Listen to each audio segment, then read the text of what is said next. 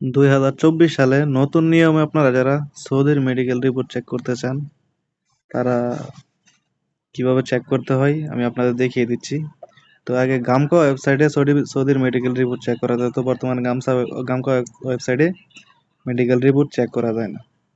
তো বর্তমানে চেক করতে গেলে আপনাদের এখানে সার্চ বারে আপনারা যদি গামকা ওয়েবসাইটটা দেখেন তাহলে দেখতে পারবেন যে গামকা মেডিকেল রিপোর্ট।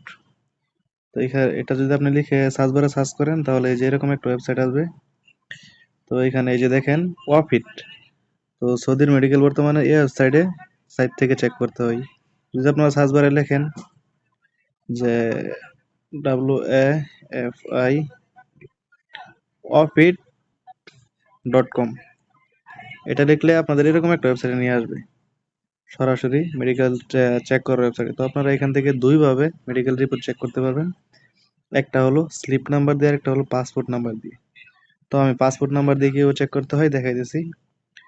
তো এখানে আপনি আপনার পাসপোর্ট নাম্বারটি লিখবেন।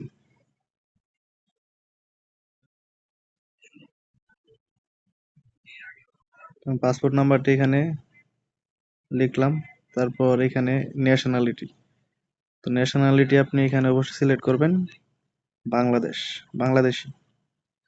তারপর এই যে চেক একটা অপশন আছে, এখানে একটা ক্লিক করবেন।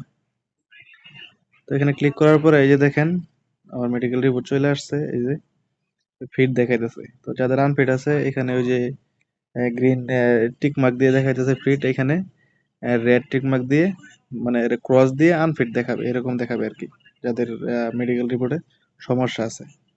বা যাদের নর্মাল সমস্যা আছে তাদের এখানে কোনো কিছু আসবে না। তাদের হয়তো মেডিকেল আপনাদের সাথে যোগাযোগ করবে, আপনাদের নর্মাল কোনো সমস্যা আছে, তারপর এটা চেক করে তারপর আপনাদের হয়তো আবার ডাকবে, ডাকার পরে নতুন করে কোনো পরীক্ষা করা করা লাগতে পারে, তারপর আর কি রিপোর্ট দেবে, ওইটা আর কি একটু দেরি হয়। তো সৌদির মেডিকেল রিপোর্ট বলতে গেলে 3 দিনের মধ্যেই হয়ে যায়। এমনিতে আর কি একটু বেশি সময় লাগতে পারে, যদি আপনার কোনো সমস্যা না হয় তাহলে 3 দিনের মধ্যে হয়ে যাওয়ার কথা।